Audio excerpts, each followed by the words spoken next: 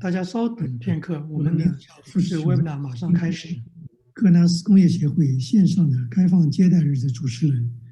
首先呢，先欢迎大家花了宝贵的时间来这里。今天我们科纳斯工业协会会向大家介绍和分享在协会内最新的发展和项目。今天来参与分享和介绍的嘉宾是特意挑选出来的科纳斯协会内的几项议题的牵头人。过会儿呢，我会告诉你们有关他们更多的信息。现在呢，我先简单说一下今天演讲大约包括什么内容。所有这些介绍的主题都选自来自国内工业界的反馈，也有许多你们感兴趣的，但是今天却无法覆盖。请您让我们了解你的兴趣所在，以便在今后的讲座中我们能够提供。另外呢，这些介绍和分享考虑到今天听众的背景和程度都不一样，今天我们只能概括的来介绍。如果有听众愿意再深一层了解和交流其中的内容，也请让我们知道，我们一定可以安排提供额外的信息。最后呢，这些分享都是录了视频的，这样呢也便于你们在将来的任何时候重播。现在呢，请允许我花几分钟时间介绍一下科纳斯协会以及那些我们使用的术语或者专有名词。然后呢，科纳斯协会的总裁Neil会开始他的介绍部分。在所有的演讲者结束之后呢，我们有现场的问答。在 Zoom 会议里面呢，你可以点击 Q&A， 在提问题的时候呢，请打英文。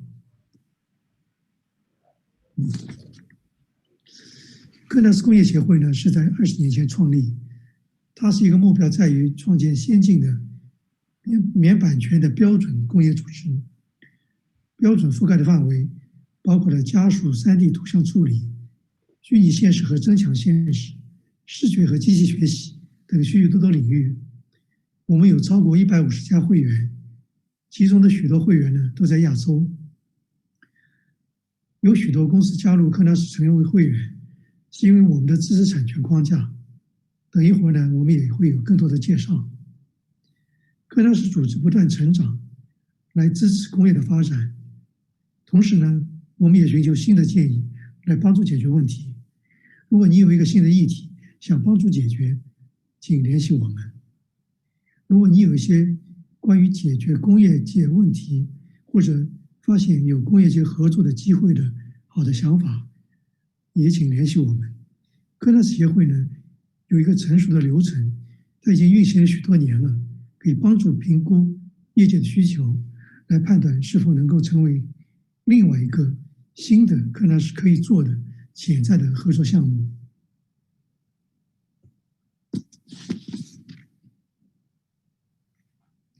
这里是最新的科纳斯协会目前活跃的标准开发。大家看到呢，这里有4块。第一块呢是 3D 加速的 API， 包括了 Vulkan、OpenGL、WebGL。还有一块呢就是围绕 3D 资产格式方向的动议，包括了 glTF 和新的 3D 商务工作小组。第3块呢是为虚拟现实和增强现实的可一致性所做的 OpenXR 标准。第4块呢是一组语言和 API， 这是为了平行计算。以上这些是我们今天会分享的重点。Neil呢也会在他简短的概述中讨论这些议题。你们可能会注意到，我刚才提供的单子里面并没有覆盖我们今天所要分享的全部，这是因为科纳斯组织的构架所决定的。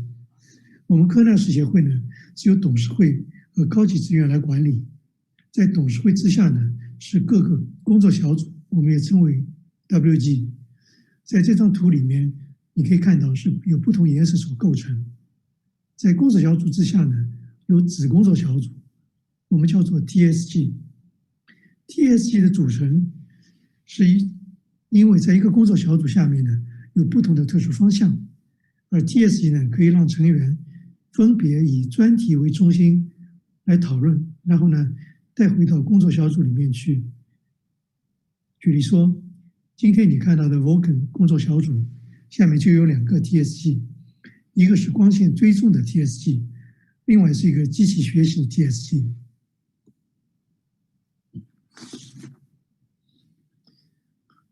因为刚才所提到的这种工作小组之间的复杂性，也因为各种标准之间的相互依靠以及协同效应，科纳斯协会呢把所有的工作分在了6个区域。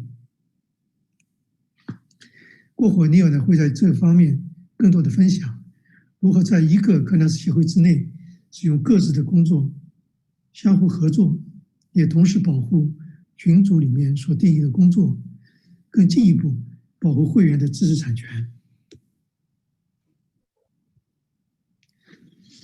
就像刚才我提到的，为什么有这么多公司加入科纳斯协会呢？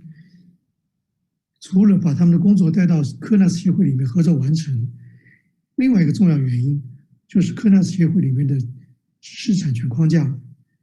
这个知识产权框架呢，是让会员能够同意其他会员来实施科纳斯协会所做的规范和标准。这方面更多的内容呢，我们可以在科纳斯的网站上面看到，或者呢，你也可以联系我们。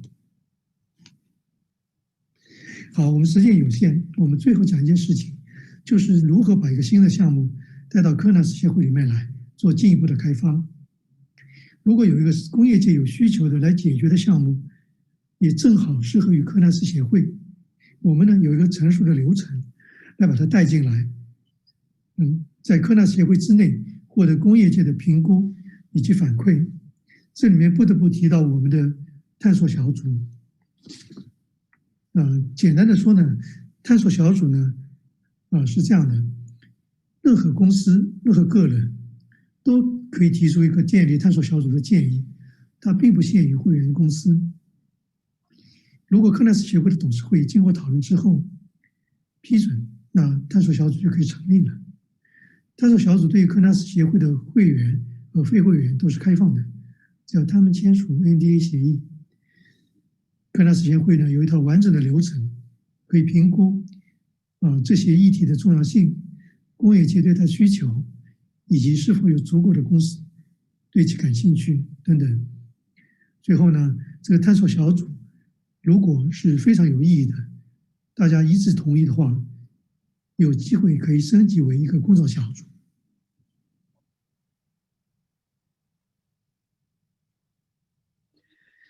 好，我们这里呢，欢迎第一位演讲者，他的名字叫 Neil Travitt。Neil 呢是科纳斯协会的总裁，他也是英伟达公司的开发者生态系统的副总裁。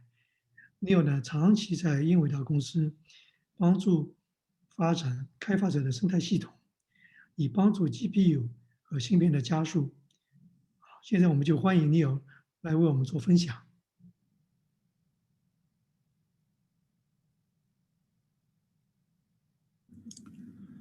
Hi everyone, I am Neil Trevitt. I work on developer ecosystems at NVIDIA and I am president of the Khronos Group. And I'm going to give you a quick introduction to Khronos, including our goals as a standards organization, a summary of our most active open standards, how we are organized, and hopefully convince you to get involved if you are not already a member. Let's start with our basic standardization question. Just what is an open standard? An interoperability standard enables precise communication, such as between a client device communicating to a server or an API that enables a software application to drive a hardware device.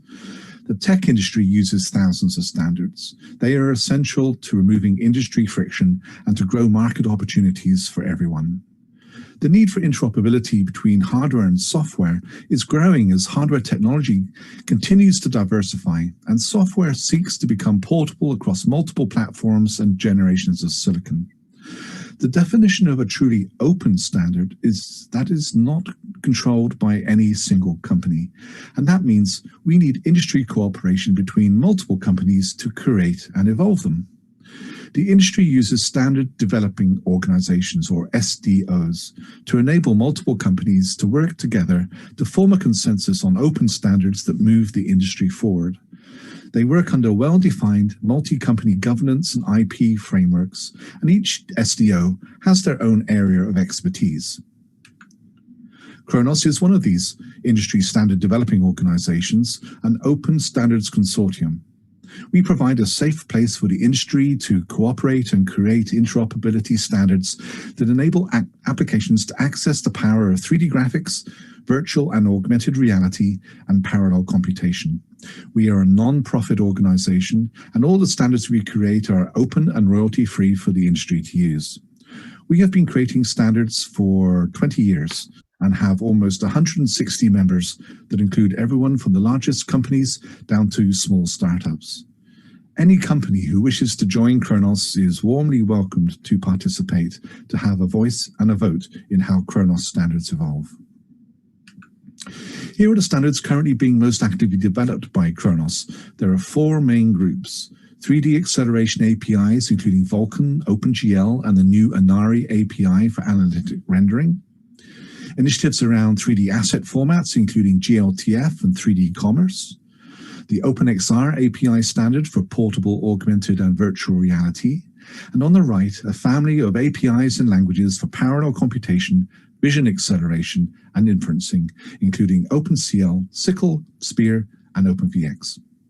In addition, with the increasing use of open API standards in safety-critical markets, such as autonomous driving and robotics, Khronos has developed safety-critical variants of its OpenGL and Vulkan 3D APIs, designed to reduce the safety certification costs of systems that use them. Together with a safety-critical advisory forum, which is free and open for anyone in the industry to join, to help create guidelines on how best to design APIs targeting safety-critical markets. Khronos standards are often used one at a time, but synergies often arise when they are used together in specific market segments. Khronos identifies 6 such segments and pays close attention to creating holistic solutions for these developers. The first of these segments is performance 3D graphics on desktop and mobile devices that have many years used the Khronos OpenGL and OpenGL-ES APIs, and now the industry is moving to the new generation Vulkan with SpearV enabling significant innovation in shading and language kernel compilers. The embedded industry can use the same desktop GPU APIs, but has also created safety-critical versions of both OpenGL and Vulkan to ease system safety certifications. The embedded computation market can use those GPU APIs for GPU acceleration, but it has also evolved general-purpose compute-only APIs such as OpenCL and SYCL, and vision and inferencing acceleration frameworks such as OpenVX. Applications needing access to high-performance compute on desktop and supercomputers may use OpenCL or SYCL, which is often layered over OpenCL, with Inari used to visualize simulation results. Both compute and graphics applications often need access to pervasively available 3D assets held in the glTF file format, with WebGL making 3D rendering available in any browser, with the emerging area of 3D commerce leveraging both of these standards. And finally, augmented and virtual reality applications are a good example of where glTF 3D assets are vital, together with Vulkan and WebGL enabling XR graphics rendering natively or in the web, together with OpenXR providing portable access to HMD displays and devices. As Khronos works to create these open standards to meet industry needs, it consistently adheres to a number of core principles. Firstly, Khronos membership is open, and any member is welcome to join at any time for a full voice and a vote in how any Khronos standards evolve. Secondly, Khronos works hard to ensure its standards are responsive to real industry needs by enabling proposals for new standard initiatives to come from any company, whether or not they are members, and focusing resources on standards that become widely adopted. Organizationally, Khronos has an effective IP framework that provides strong protections for members' IP, but also enables royalty-free industry standards through members agreeing that they will not assert their patents against conformant implementations of standards that they have helped to create. Khronos invests significantly in conformance tests, as they are vital as the specification itself to define a true standard that can be reliably implemented by multiple adopters. And finally, Khronos is a non-profit organization where all membership and adopters' fees are used to fund Khronos activities for the benefit of the industry.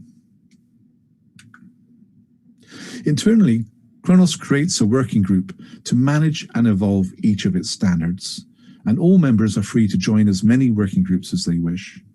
Many working groups have advisory panels of invited industry experts to provide requirements and feedback on specification drafts. The Khronos board is made up of companies that pay a higher membership fee and are motivated to help set the strategic direction for Khronos, including how Khronos directs its budget. Each working group has a number of worked products.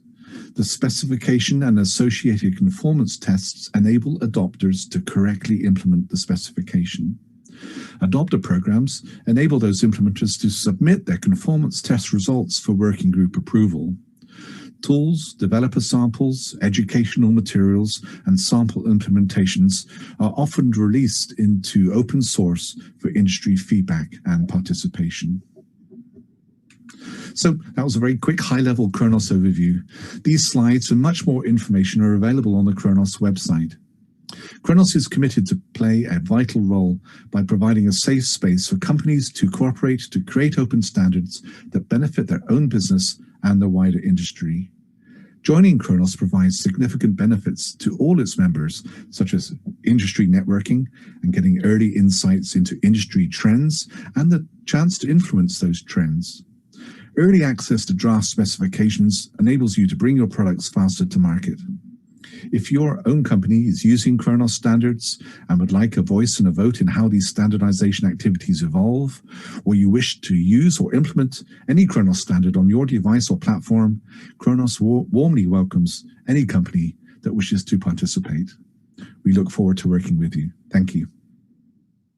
Hi everyone, I'm going to give you a summary and an update on glTF, which is not an API, but it is instead an open standard file format designed for the efficient and reliable transmission of 3D assets to applications and engines wherever they are needed. The genesis of glTF at Khronos was the realization that all the major media types, images, audio, video, all had formats designed for efficient and compact distribution, apart from 3D graphics. And those efficient transmission formats had created significant market opportunities, and that 3D was really missing out. So Khronos designed the glTF 3D asset format to be focused on being compact and easy to process, so it could become widely adopted. And so we call glTF the JPEG of 3D, as it is the last mile JPEG equivalent that lets you easily transport and deploy and use your 3D assets wherever you need, including in this PowerPoint presentation. glTF is flexible. It can describe any 3D model from single objects to full scenes with animation. It is a pure asset format that can be used in any runtime or application. glTF is also extensible, enabling it to efficiently evolve to meet new use cases. glTF 1 was designed to be used directly in WebGL, and so used GLSL shaders to define materials. WebGL 2 significantly broadened the adoption of glTF by defining physically based rendering, or PBR, materials that are both visually compelling and can be processed by any 3D graphics API on any system. glTF uses JSON to describe the 3D scene hierarchy and uses binary payloads to describe geometry, animations, and skins. Textures are included as JPEG, PNG, or KTX files. glTF also uses textures to define its PBR, or physically based rendered materials, using textures to map how metallic or rough the materials are, or how specular and glossy. This results in very realistic-looking objects that can still be rendered very efficiently even on mobile devices and even in a PowerPoint presentation, as we are seeing here. Support for glTF is now widespread throughout the industry as companies realize the efficiency and cost savings of having tools, apps, and engines that can all communicate assets easily to each other. The companies shown here have all implemented glTF support, both in tools that generate glTF assets and engines and applications that ingest those glTF models. If your company supports glTF and your logo isn't here, please do let us know. We would love to add it on. glTF is an extensible standard to enable it to evolve to meet industry needs, and one of the most widespread developer needs, of course, is for small, compact asset file sizes.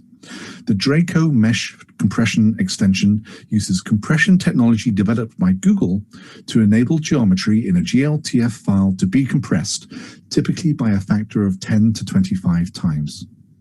Generating and importing Draco compressed glTF assets is now widely supported by the major 3D tools and engines with encoders and decoders in open source. But of course, for the smallest asset file sizes, we need compressed textures as well as compressed geometry. And unfortunately, the GPU-accelerated texture landscape is highly fragmented, which can make it tricky for developers with portable applications to know what texture formats to pack into their glTF assets. Today, developers often need to send multiple copies of textures, which increases file sizes, or send textures in image formats such as JPEG that are small in size but take significant processing and memory to convert to accelerated compressed texture formats that are understood by GPUs. The good news is that Khronos is very close to finalizing the definition of glTF universal textures. They use basis universal compression technology from a company called Binomial to define super compressed formats that enable small file sizes for transmission and can be efficiently transcoded into the preferred accelerated texture format on the destination device. So for the first time, a glTF file will be able to include a single optimized set of textures that can be easily unpacked into high-quality GPU-accelerated textures for any device.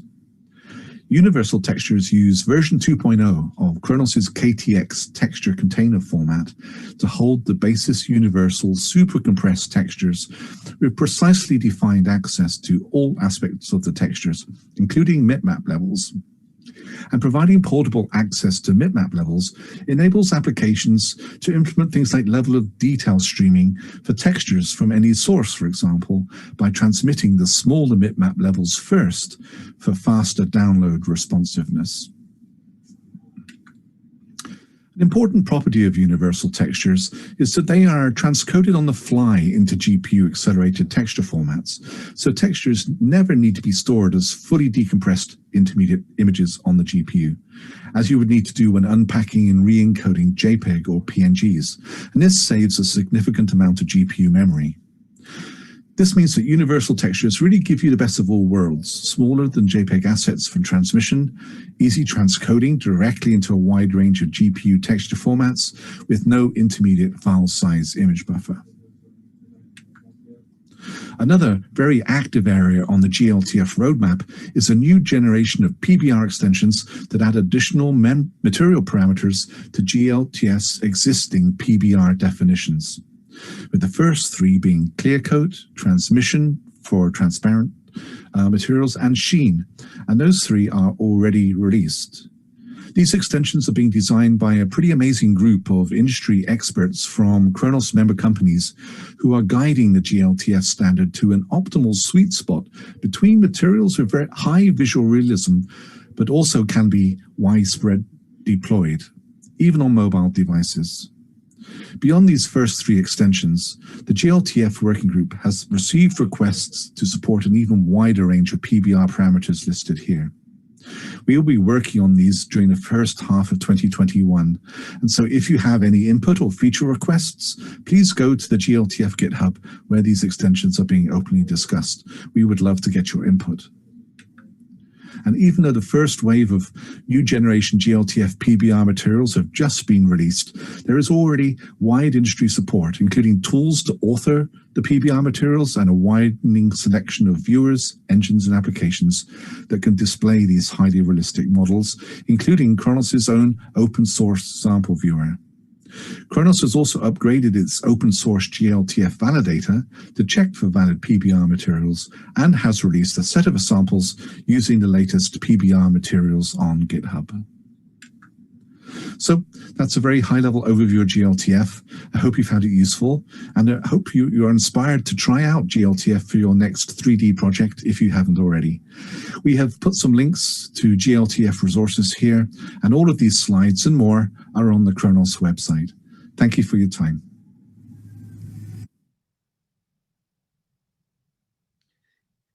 下面呢，这个专题，Neil呢会讲解一下什么是下一代的 PBR glTF。I am going to tell you over the next few minutes about next generation PBR materials for glTF. glTF is a 3D model file transmission format. It has used PBR, that's physically based rendering, as its material model for, well, since the release of 2.0 in June of 2017. And it has the 6 parameters that you see here on this water bottle sample model. glTF also features an extension mechanism where additional parameters can be added in a controlled namespace kind of a way. And we have released a couple of extensions for adding new material properties, such as clearcoat. Clearcoat has its own roughness channel. It has its own normal map.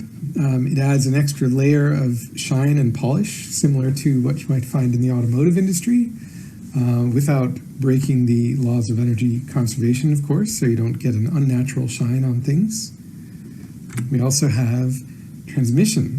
That's our most newly ratified extension. Transmission is for materials like glass and tinted glass and frosted glass. It allows light to pass through the material, but it does not get rid of the specular reflections that would be on a shiny transmissive surface.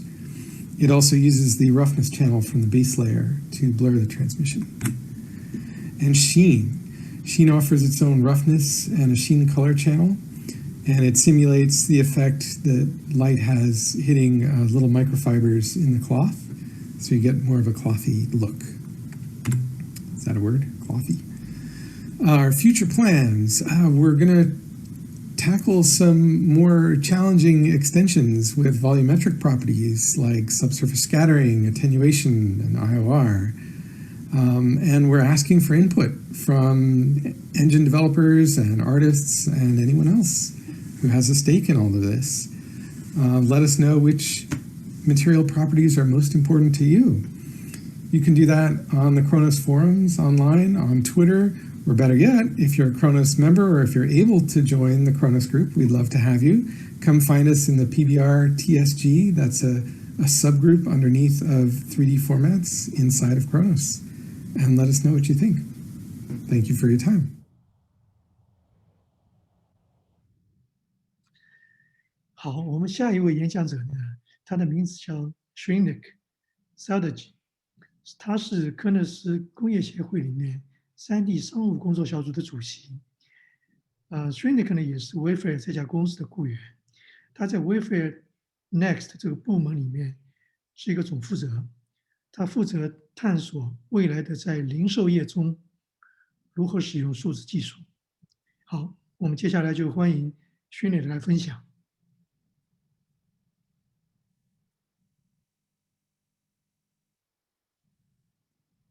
Hi, everyone. Welcome. Thanks for taking the time and thanks for joining us today. My name is Shrenik Sabagi, and I'm the chair of the 3D Commerce Working Group. In my day job, I work for Wayfair, where I lead a small team that is trying to figure out the future of retail and home by investigating emerging technologies. But today, I'd like to talk to you about 3D commerce, why we are here, why we created the group, and what our goals are. when you think of merchandising and the way it's evolved, we've gone from text descriptions of products to images that represent products to now 3D. I believe 3D is a medium that is very impactful for merchandising, especially when you think about the visual computing technologies such as augmented reality and virtual reality, where you can let customers place products in their space or immerse them in virtual environments and have them engage with your product and your brand in a more meaningful way. Before we can see widespread adoption of 3D in retail, there are a few hurdles that we need to overcome. And let me try to illustrate this with some examples. So let's take search as the use case. Google just announced support for 3D and AR search. Now, what that means is you could search for a product and actually see it, engage with it in 3D and place it in your space and then purchase it. And there are many experiences like this where 3D is becoming a lot more powerful in the discovery process. So imagine this across multiple platforms now. Because of the inherent rendering capabilities and the differences in the underlying platforms, to an end user, this chair is going to look a little different across different platforms. Visually, it is not going to be consistent. There are going to be small, slight differences. That leads to a poor customer experience, where the customer does not know which specific platform is the best one to use in order to perceive the product correctly. So that's one problem, and that's on the end user side of the spectrum. But where does this content come from? How do you produce this asset in the first place? What are the problems in that part of the world? So as an example, a manufacturer who wants to sell a product relies on either a retailer or a shopping platform to actually help them sell the product. The retailer or the shopping platform usually employs a team of content creators or employs a service of content creation, where a team of 3D artists then use 3D tools to actually produce the 3D content. So you can see that there are multiple actors and multiple roles that people are playing in multiple organizations to actually produce content. So when you zoom out a little bit and take a holistic view of the entire supply chain, this pipeline of how a product gets created and how it's finally displayed or experienced on a device, multiple people have different definitions of what a virtual product is. And we need to, the problem with that is that as content exchanges hands, that definition changes. And people need to create or recreate assets based on different definitions. This workflow would be a lot more streamlined if we all aligned and actually agreed on what a virtual product is, what constitutes a virtual product, and what defines a virtual product. And that's one of the reasons why 3D Commerce was created. Our mission is to create specifications and guidelines to help with this asset workflow, all the way from product design and manufacturing to the end customer experience. In a simpler way, we want people to be able to create virtual products once in an easy way and have them be able to reuse it across different platforms without having to worry about how that product would look, how people would experience that product. A content creator should have confidence in what they're creating. Will that product withstand time, and will it withstand multiple platforms? Does it have the longevity to do that? That's what we are trying to do. That's the mission. So trying to break that down into the sub-problems, the first one that we're trying to tackle is achieving that visual consistency across platforms. A virtual product should look the same when you see it across different platforms. That's critical to provide a good, consistent end user experience. When you think of products come in multiple shapes, sizes, and colors. But how do you package all that stuff up? How do you do that intelligently so that the content creator can actually do it in an easy way, in a very well-defined way that works well across multiple platforms and can get distributed over the internet and over the wire to the end user devices. Currently, there's no way of doing that. So we plan to create one. And that's one of the goals of 3D commerce as well. When you think of information about the product, where does that information lie? Should that be embedded inside the product, inside the 3D model, or should that be separate? What kind of information should be embedded in the 3D model? So we're trying to figure out answers to these questions. Metadata, like description of products, the names of the products, something as simple as that. Something more semantic, like where does the product attach to the physical world? What I mean by that is, how does a product interact with the physical world? So for example, a couch, does it fit on the floor? Does a chandelier hang from a ceiling? Does a wall sconce hang from a wall? Things like that, where we're trying to figure out how do we embed that kind of information into the 3D model itself. And last of all, how does someone produce this content in the first place? How do we educate everyone to ensure that people are creating content in a streamlined way that's not wasteful and that's a lot more efficient? In fact, we have released the first version of a set of asset creation guidelines that would help content creators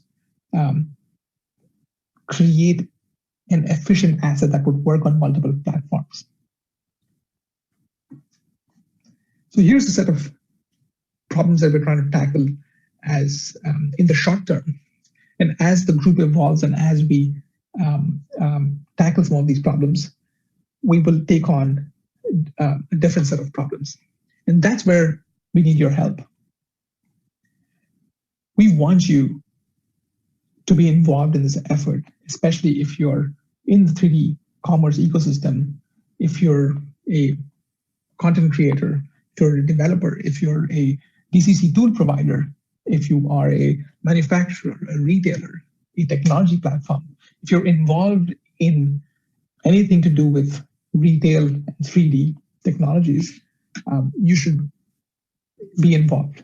So check out the website, go to khronos.org/3dcommerce. Send us an email, 3dcommerce-feedback@khronos.org to be involved.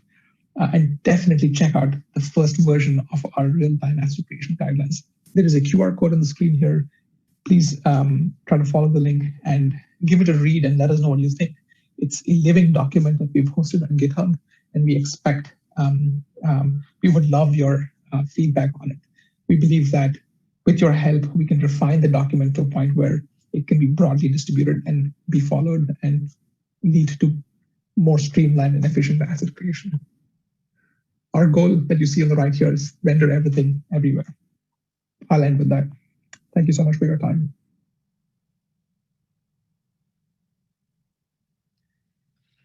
好，我们下一位的演讲者呢是 Brent Insco， 他是科纳斯协会 OpenXR 工作小组的主席，他也是英特尔公司资深的软件工程师和 XR 构架师。Brent 呢，他有着长达20年的3D 图像编程的经验。下面呢，我们来欢迎 Brent 来为我们介绍。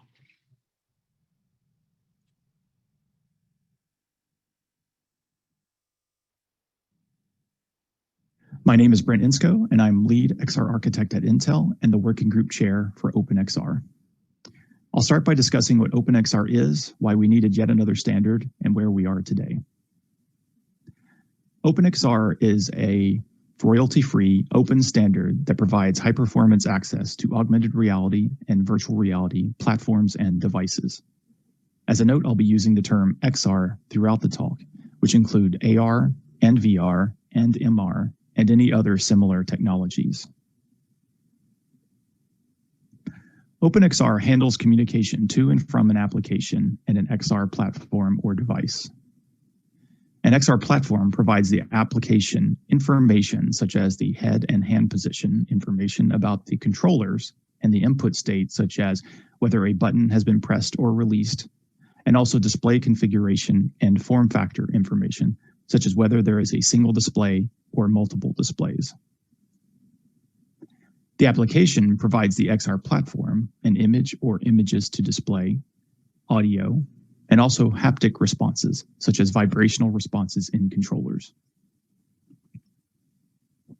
Before OpenXR, an application developer would have to program each platform's proprietary API. This becomes a daunting challenge as you support more platforms, both from a development perspective, but also a validation and testing perspective. OpenXR enables application developers to program to a single, common, high-performance API, which supports a number of different AR and VR platforms.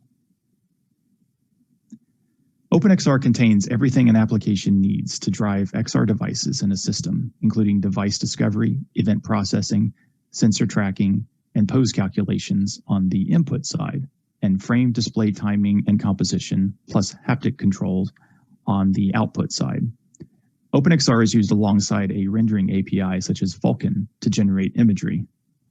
OpenXR can be used with any 3D API, but a new generation API such as Vulkan is particularly well suited to create applications with high rendering performance and the low latency that are so vital for a compelling XR experience.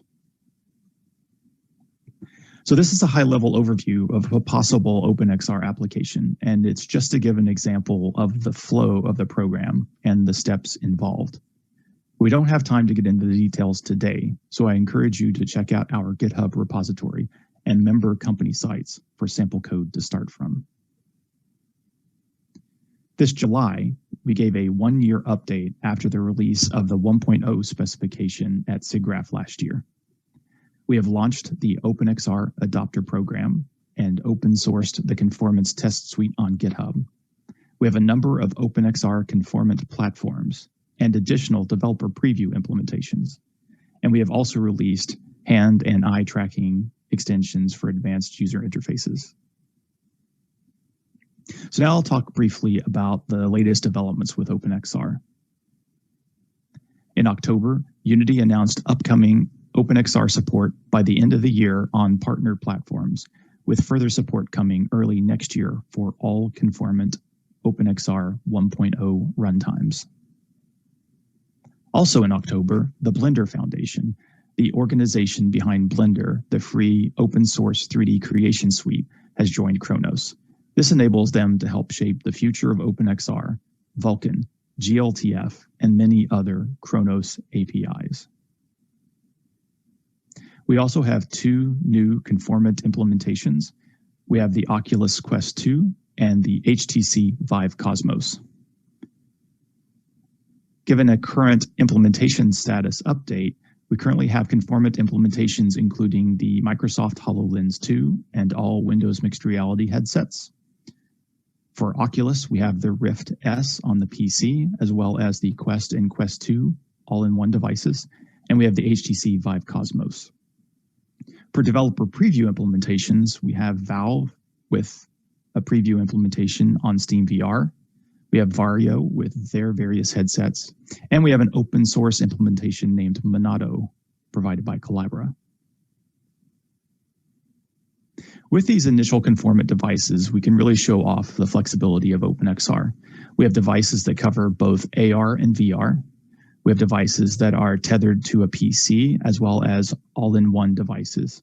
And we have devices that support Android as well as Windows.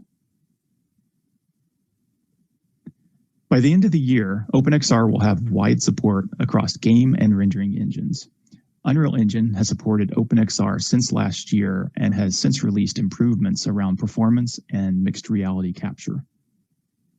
Blender has supported OpenXR since its 2.83 release in June, using OpenXR for VR scene inspection. And as mentioned earlier, Unity support is coming very soon.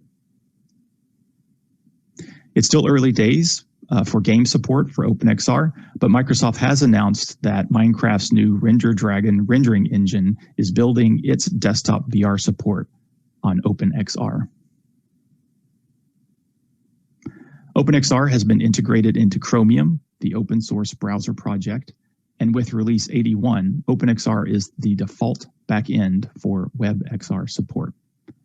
This enables Google Chrome and Microsoft Edge browsers to use any OpenXR compatible device.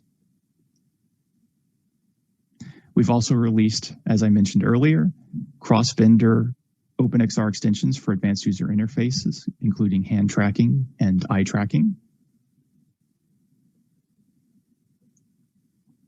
And to give a bit more detail on the OpenXR hand tracking extension, it's a multi-vendor extension which enables applications to render fully articulated hands in XR experiences and to use these virtual hands to interact in XR. It includes all the major hand tracking solution providers in XR on the same standard and includes support for a wide range of hand tracking technologies, such as optical hand tracking from Ultraleap, Oculus, Magic Leap, and HoloLens, as well as controller-based hand tracking, such as the Valve Index and Oculus Touch controllers. There is also an experimental overlays extension. This extension allows overlays apps to insert their content into another application's world. This extension was added to OpenXR in version 1.0.8. Developers who want to test out overlays and provide feedback regarding the extension can try it out on Collabra's Monado on Linux, or download the work-in-progress API layer from LunarG and Pluto VR on Windows. LunarG has made the API layer source available on GitHub. We also mentioned briefly earlier the developer preview implementations, and one of which is Monado. Monado is a fully open-sourced permissive license provided by Collabra and community. It's currently passing conformance, though it's not yet a fully conformant implementation, and it supports overlays and has Android support.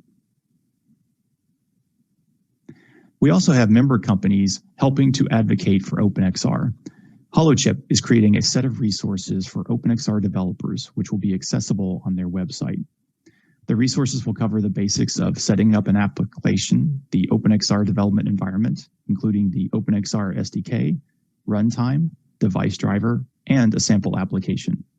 It will also cover modifying the runtime functionality, such as the SLAM implementation, and creating OpenXR extensions. Holochip also offers consulting services in support of OpenXR. So now is the time to get involved with OpenXR. Khronos has open sourced the conformance test and launched the adopters program. We have officially conformant runtimes from Microsoft, Oculus, and HTC. We have preview implementations from Valve, Vario, and Collabra. We have hand and eye tracking cross-vendor extensions for advanced user interfaces and the experimental overlays extension. And OpenXR is being used by real software today. We have Unreal, Blender, Chrome, Edge, and soon Unity and Minecraft support. Thanks, and visit our website for more information.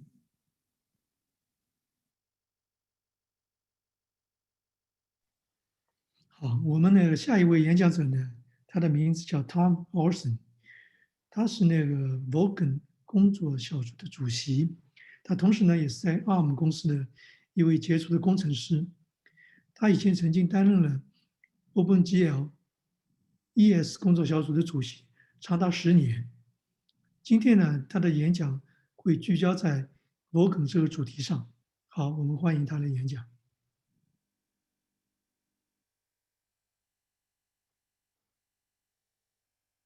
Hello, my name is Tom Olson. I work for ARM, and I'm chair of the Vulkan Working Group. I'm here to tell you about what's been happening in Vulkan over the past year. But before I do that, I want to say a word or two about what Vulkan is. Briefly, Vulkan is a modern cross-platform API for high-performance graphics and compute using GPUs.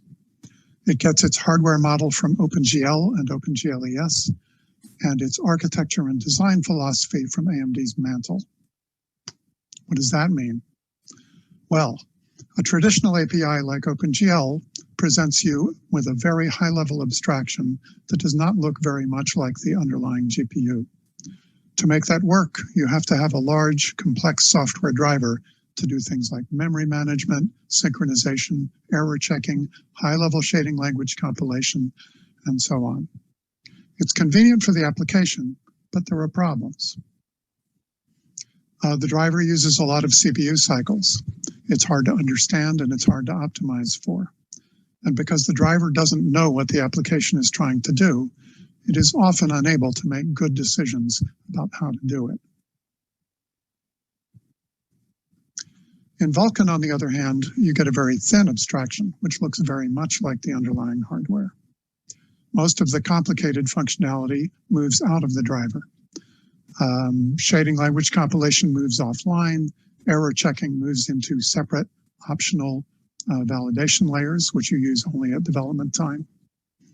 And memory management and synchronization move into the application. That's more work for the application, but because the application knows what it's trying to do, it can often do a better job than the driver could. And because the driver is simple, it's easy for the application programmer to predict how the driver will behave. Vulkan has been shipping since 2016. It's available now on a wide variety of desktop OSs, platforms, consoles, etc. There's a lot of great AAA content shipping on it. In mobile, Vulkan is available on essentially all high-end premium Android devices, and there's great content shipping there as well. So that's what Vulkan is. Now I'll talk about new functionalities since last year. Only the highlights. There's more than I can talk about today. So we released Vulkan 1.2 in January. As usual, we created Vulkan 1.2 by bundling together a number of extensions created earlier. And since that functionality is really more than a year old now, I won't say much about it. I do want to point out that a lot of effort went into making Vulkan 1.2 work really well with HLSL as a first-class shading language. A lot of developers told us that they prefer to write their shaders in HLSL, and we heard them and responded. You can, of course, still use GLSL as you always could. There's lots of other good technology in Vulkan 1.2, and it gives us a good foundation for the future, but I don't really have time to talk about it today. Thank you for your time and attention and for the work that you do. I look forward to seeing the amazing things that you are going to do with Vulkan.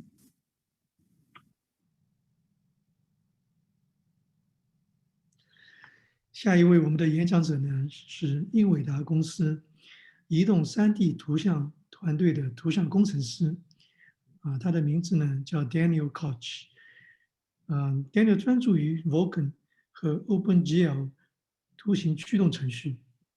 他今年的主题呢是 Vulkan 的光线追踪。好，我们欢迎他。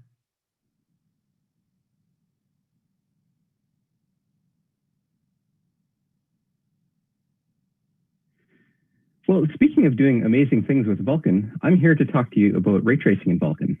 Hi, everyone. I am Daniel Koch, and I work on graphics drivers at NVIDIA, and am the chair of the Vulkan ray tracing subgroup at Khronos.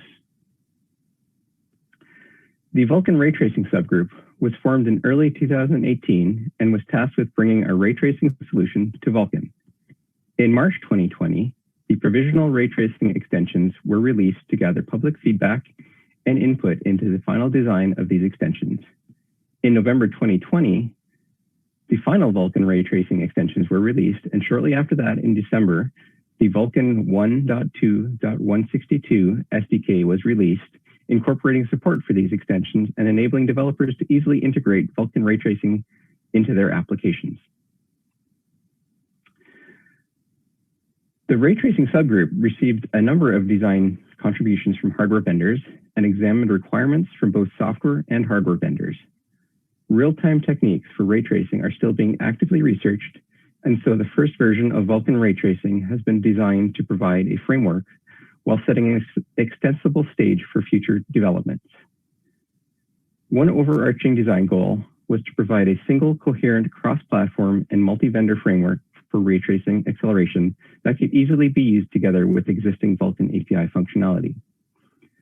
Software vendors were also clear.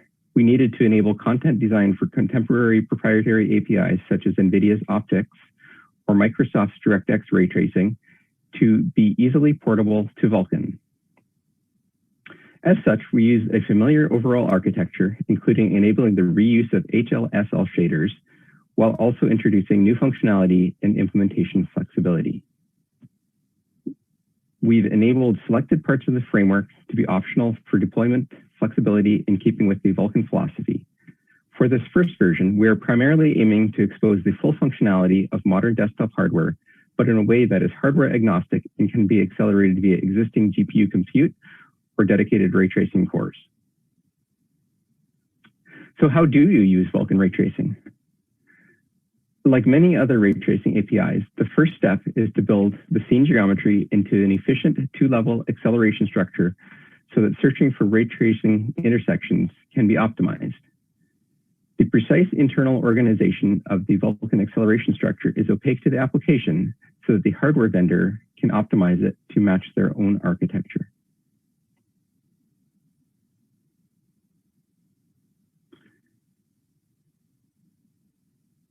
The KHR acceleration structure extension provides the ability to create and build acceleration structures on the GPU or optionally on the host. More about that later. It also provides acceleration structure management commands, which enable compaction and serialization of acceleration structures.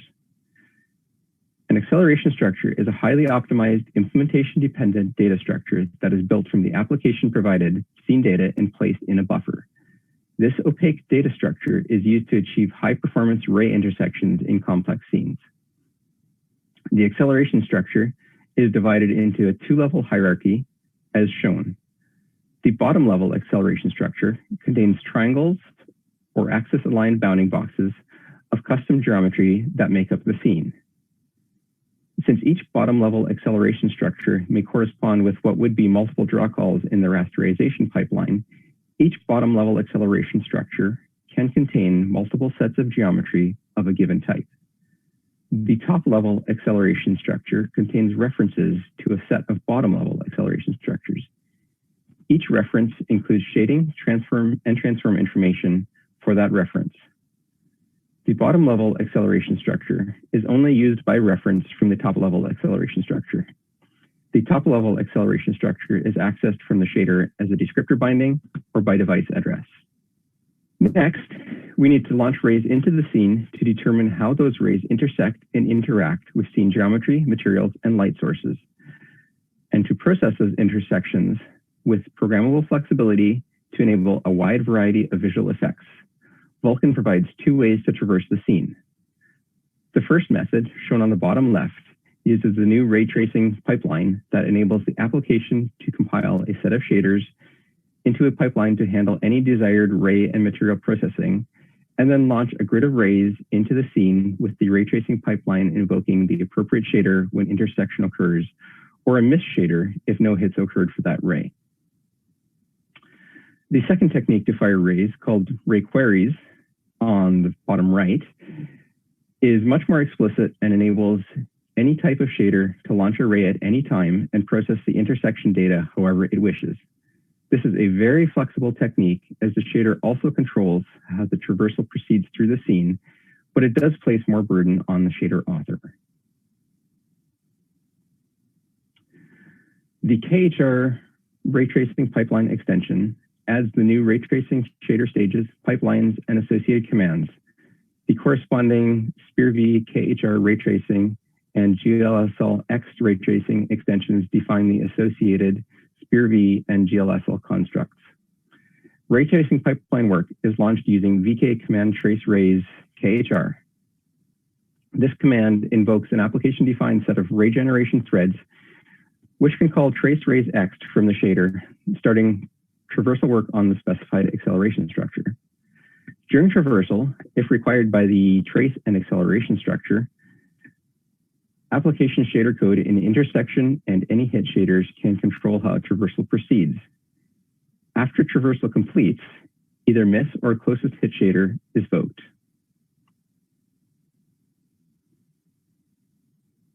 The different shaders can communicate parameters and results using ray payload structures between all traversal shaders and hit attribute structures from the traversal control shaders.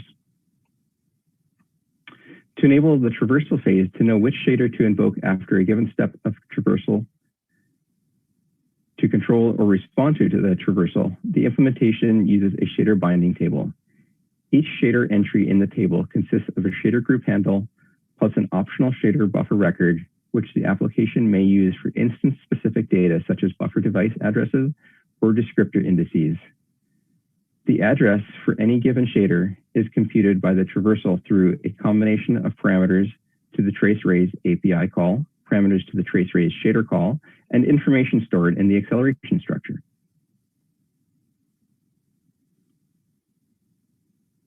The KHR Ray Query extension enables ray queries for all shader stages, including graphics, compute, and ray tracing shaders. The corresponding SPIR-V KHR Ray Query and GLSL X Ray Query extensions define the associated SPIR-V and GLSL constructs.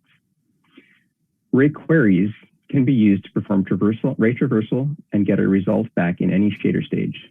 Other than requiring acceleration structures, ray queries are performed using only the new shader instructions. Ray queries are initialized using ray query initialize, which specifies an acceleration structure to traverse and various properties of the ray being traced. Next, ray query proceed is used to start the traversal. After an intersection candidate is found, the shader can examine properties of the potential intersection and of the ray itself using instructions which are accessible to shader during traversal and specify how the ray should be handled, either by generating intersection details, confirming a hit, or terminating the ray. If the traversal is not finished or the ray terminated, ray query proceed can be called again to continue the acceleration structure traversal. A ray tracing application can use hundreds or even thousands of shaders to process the many types of visual effects in a scene. Compiling that many shaders into a ray tracing pipeline can be intensive enough to cause application stuttering when new scenes are loaded or when new scene effects are needed. It can be particularly aggravating to discover that a scene suddenly needs a new shader, and that triggers the entire set of shaders being recompiled and reloaded. To avoid that overhead, the KHR Pipeline Library extension enables a library of SPIR-V shaders to be incrementally compiled into an existing ray tracing pipeline, saving the need to recompile everything from scratch. A pipeline library is a pipeline which includes the normal state and shaders, along with an additional flag to indicate that is not intended to be bound directly to the API, but is intended to be used as a library that will be linked with a later pipeline. Pipeline libraries can also be included in multiple ray tracing pipelines, allowing shader compilation results to be reused across pipelines. Ray tracing pipeline creation may include both pipeline libraries as well as additional ray tracing shaders directly. All of the compilation state from each pipeline must match to successfully create the final linked program. Pipeline libraries can be helpful when dynamically managing shaders in a scene, but there is still significant setup processing for any ray tracing application, not just compiling shaders, but also loading geometry into acceleration structures. To help applications use all the available processors in a system for scene setup, we have provided the ability for the host CPU to build acceleration structures in host memory for subsequent download to the GPU, enabling the host CPU to perform setup in parallel with the GPU performing other work. The KHR Deferred Host Operations extension provides a mechanism where the driver returns a deferred work handle to the application for later execution, enabling the application to control work execution and to distribute the work onto multiple cores and background threads. In a ray tracing application, deferred host operations can be used to asynchronously leverage multiple CPU cores to build host acceleration structures. They can also be used to parallelize ray tracing shader compilation and pipeline generation. So this was just a quick overview of the Vulkan ray tracing extensions that are now available. Production ray tracing drivers for AMD and NVIDIA GPUs are now shipping, and Intel drivers should be available later this year. For more information about Vulkan ray tracing, here are a number of links to blog posts, tutorials, and other resources. Welcome to the era of portable, cross-vendor, cross-platform ray tracing acceleration. We look forward to seeing how you will use it.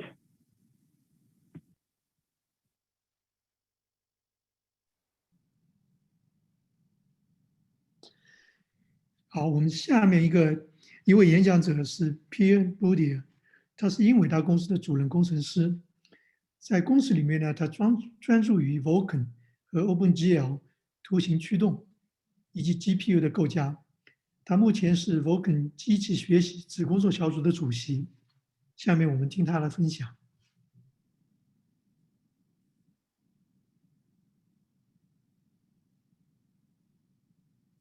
Everybody has heard about the cool new things that can be done using machine learning, and I'm here to talk to you about how this can be achieved using Vulkan. Hi everyone, I'm Pierre Boudier. I work on graphics drivers at NVIDIA, and I'm the chair of the Vulkan machine learning subgroup at Khronos. This group was formed in spring 2019 and was tasked with bringing a machine learning solution to Vulkan. The machine learning subgroup received a number of design contributions from hardware vendors and examined requirements from both software and hardware vendors. The design goal was to enable the ecosystem with an easy integration with the rest of the Vulkan API functionality. Machine learning is still an active area of research, and new neural networks are coming out every year.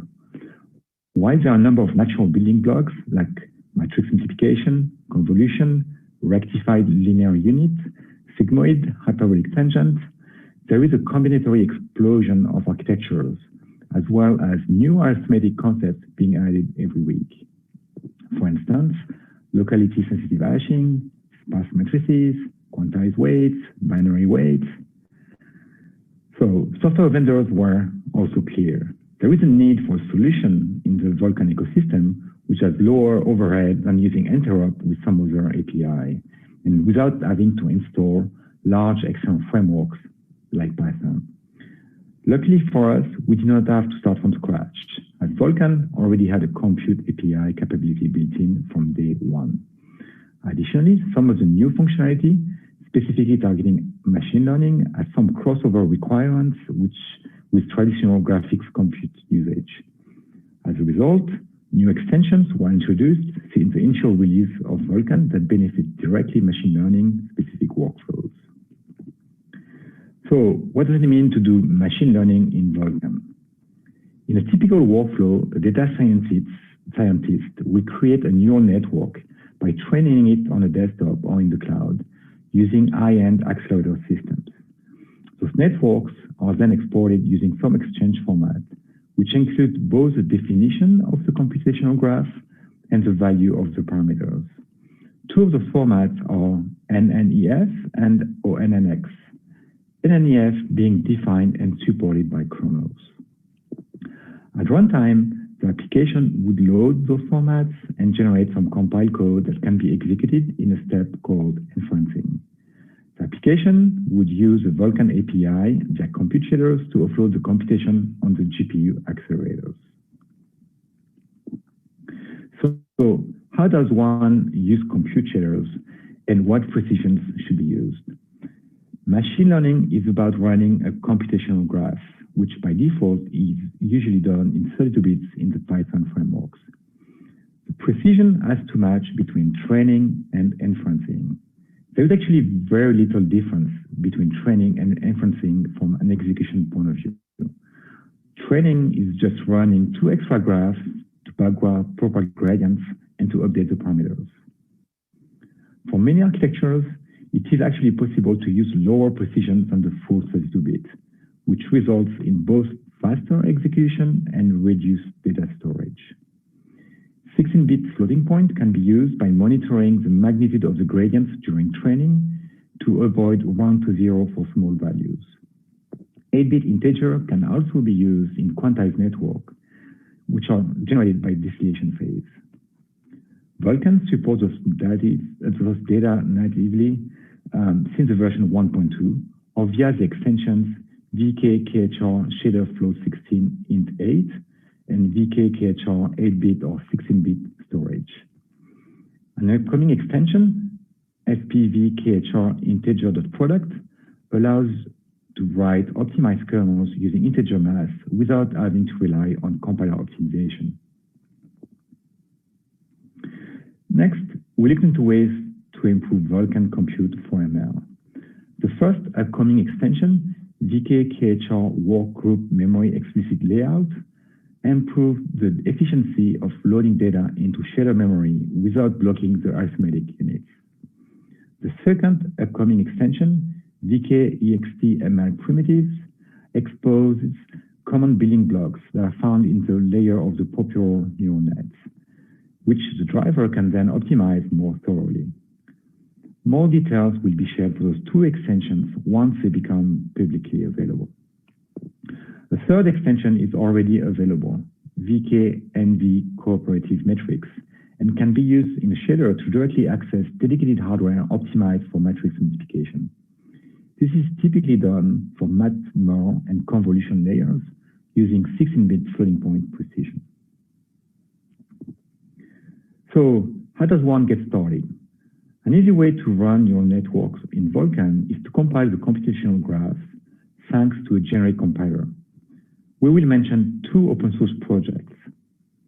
TVM, originally started at the University of Washington, will compile networks into SPIR-V that can be run on top of the Vulkan API.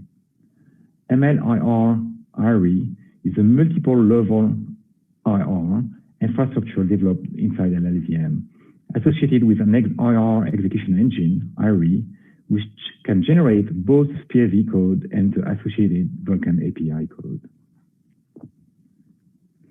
Looking into more detail of MLIR-IRE, Google has been collaborating closely at Khronos when developing the Vulkan-based inferencing solution. The compiler starts from a generic XLA HLO description of the network, which can be generated from the TensorFlow PyTorch Python frameworks. It will then lower successively into lower level of abstractions, each one of them targeting a domain-specific dialect.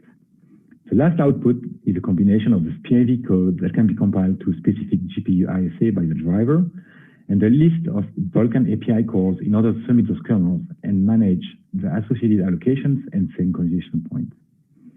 The compiler has a unified view of the entire computational graph and can optimize efficiently across layers and schedule dispatching of operation without unnecessary synchronization. Other third-party frameworks do provide acceleration using Vulkan. Let's have a look at a few. Alibaba provides the MNN library, which can do both inferencing and training on mobile platforms. It is already being used in many of the most popular Alibaba applications like Taobao, Tmall, Youku, DingTalk.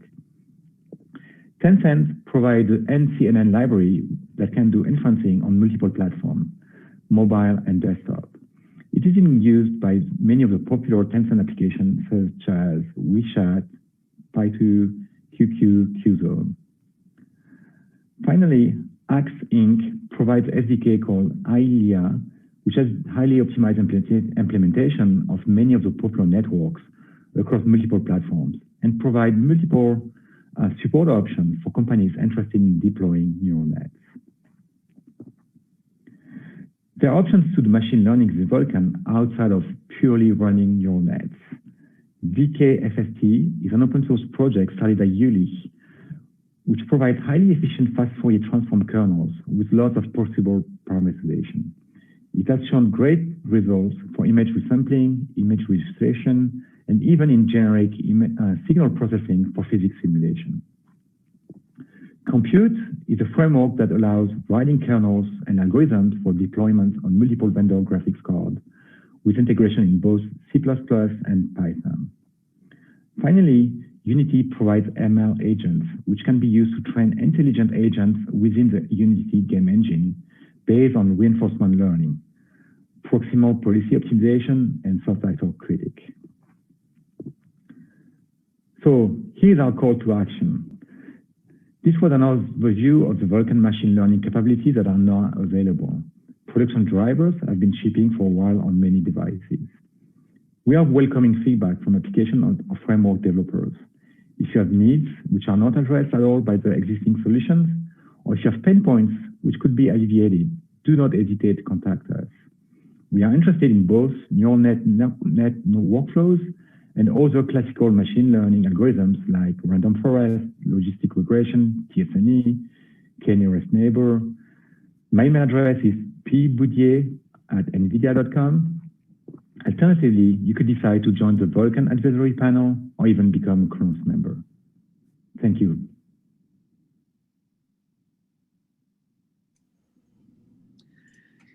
好，下面呢，我们要进入到问答环节。这个问答环节呢，今天由 Neil 来主持。Neil 现在在美国加州，美国的西海岸，已经时间非常非常晚了。好，我把下面的那个问答环节就交给 Neil。大家呢注意，我们在那个 Zoom 里面有一个 Q&A 一个 button， 你们可以把它打开。打开以后呢，有问题的话呢，你直接就用英文打给他，他能够看见，好不好？这个 Q&A button 在你看到那个参与者聊天、分享屏幕、举手，然后旁边就是这个 Q&A button。Here we go. Okay, thanks, Dennis. So yes, we have a few minutes for Q&A.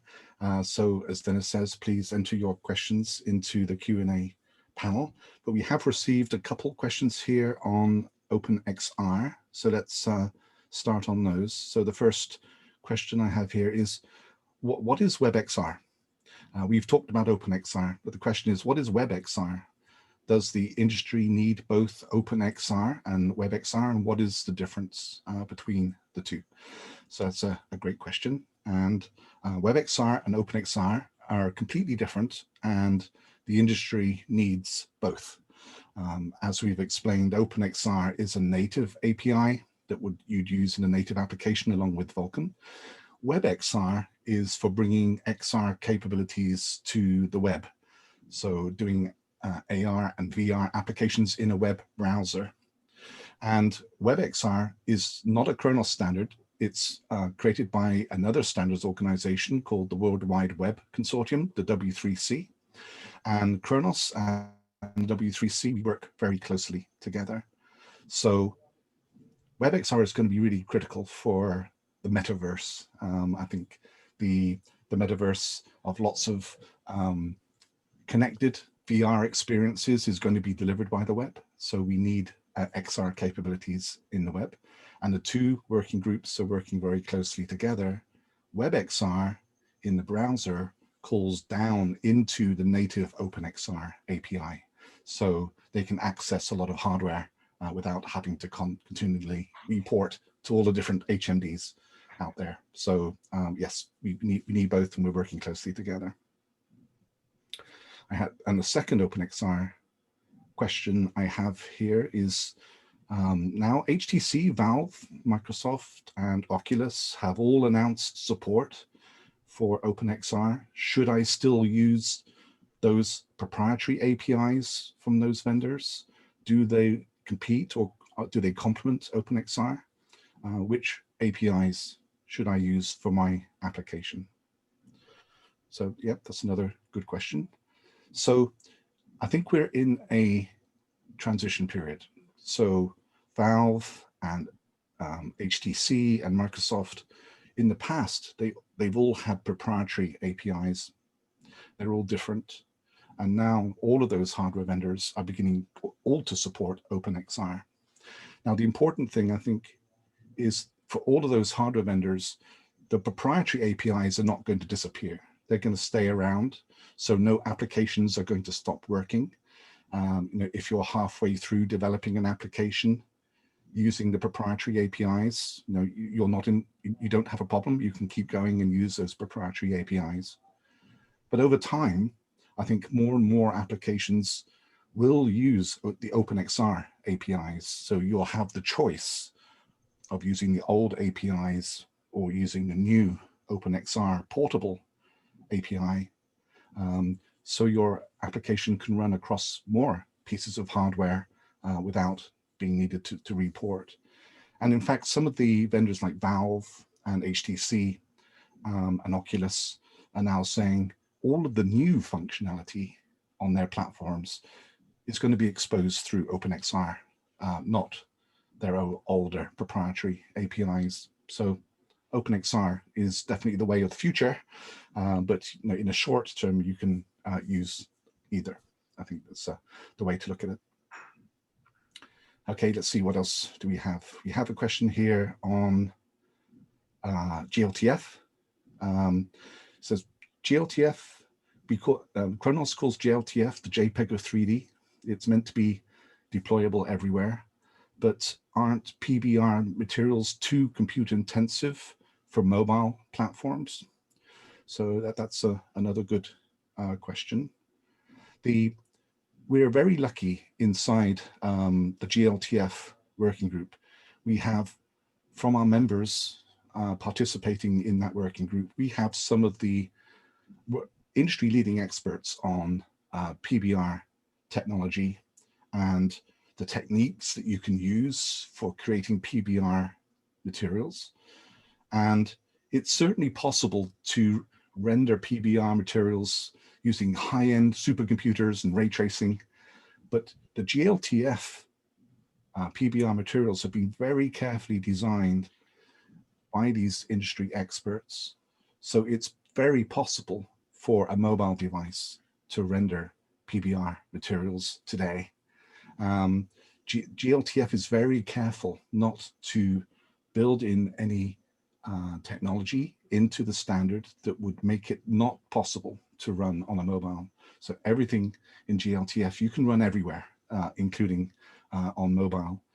And I think it's a very interesting exercise to really, glTF is feeling the frontier. How much can we put into glTF and still be portable onto any device? I think that's a very valuable service that the glTF working group is providing to the industry. Let's see, what else do we have? So on the Vulkan side, we didn't talk much about the roadmap. So the question here is, what is on the roadmap for 2021? And when can we expect Vulkan 1.3? So Vulkan is continuing in its roadmap evolution, where we first deliver new functionality as extensions, and the extensions that become popular, we build into a new core specification like Vulkan 1.3. And we are careful how often we release new core specifications. And we find around 24 months is a good time. It doesn't have to be exact, but any faster than 24 months, people get confused. And then any slower than 24 months, approximately, people don't get the up-to-date technology that they need. So, Vulkan is continuing on its path. The Vulkan 1.2 was at the beginning of 2020. So it's probably about another year before we get the next core version. And some of the key technologies that we're looking to put into there is more ray tracing, as Daniel was saying in his presentation. Also hardware accelerated video encode and decode, and better layering capabilities, that being able to put Vulkan over metal and DX12 over Vulkan.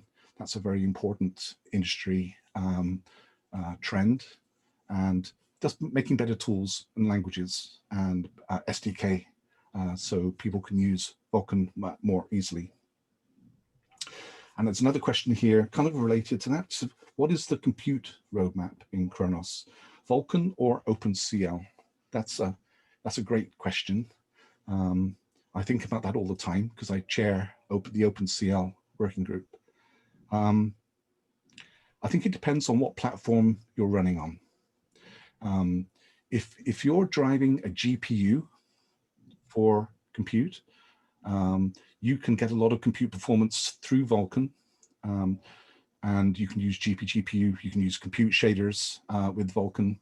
If you're doing any graphics rendering and you want to do some compute like inferencing, as Pierre was saying, it makes sense to do it all within the Vulkan API. And if you're on a platform that natively supports Vulkan, like Android phones, for example, it can make a lot of sense to use the API that the platform vendor like Google is directly supporting. OpenCL has other values. One the key differentiator between OpenCL and Vulkan is Vulkan is only for GPUs. It's a GPU API. OpenCL is a heterogeneous compute API.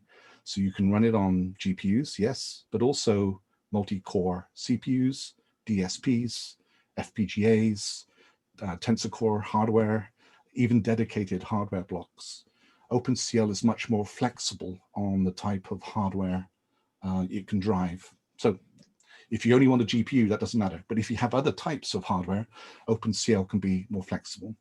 And if you're not doing any graphics at all, and OpenCL is available to you, if you're just doing compute, many people find that OpenCL is a lighter weight runtime and it's easier to program than the very sophisticated GPU APIs. It's more familiar. You're using standard C for your kernels, and you have extra capabilities in the language. You have better defined precision and pointers because OpenCL is a dedicated compute API. So there are some language advantages, but they're both good. And you can use the one that best fits your application and best fits your platform. Okay, I think probably have time for just one more. So let's see, there's one here on 3D commerce. Khronos does technical standards. Why did the retail industry come to the Khronos Group to define standards for 3D commerce? That's a good question. So the retail industry decided they wanted to create a standard before they approached Khronos. They had a small group of retail companies that really had identified the need for guidelines and standards around 3D commerce. And they were looking for a home, a standards organization that they could come to that would understand their problem. And Khronos has a long history in 3D graphics APIs and with glTF, 3D models, asset formats. And so the retail industry felt very confident that Khronos was the right place to solve 3D problems for the industry. And we're working hard to make sure that's true, and it's going pretty good so far. But it's really good for Khronos too, because now we have a single working group where we have the technical experts that have traditionally been Khronos members, but also the 3D commerce community, the people that are directly using the standards that we're creating in the 3D commerce space. So we have a very direct line to what are the requirements, what are the problems we're trying to solve. And it's very interesting to see the retail community and the technical community really working that closely together. I think we're going to be solving a lot of difficult problems for 3D commerce, and it's going to be good for the 3D commerce industry. But some of those problems we solve are actually going to be useful for the much wider 3D and virtual reality and augmented reality industries as well. So I think that's all the time we have. So thank you for your time. Dennis, over to you. Thank you, Neil. 以上呢就是今天所有的演讲内容。所有的演讲内容呢都可以在科纳斯工业协会的网站上看到。我们呢也是非常诚恳的邀请大家，如果有可能的话呢，多多了解，能够加入到整个标准制定的过程中去，能够加入那个科纳斯工业协会，成为我们的会员。成为我们的会员呢，有很多益处。大家在这张图上也可以看到。如果有什么问题呢，也请尽量问我。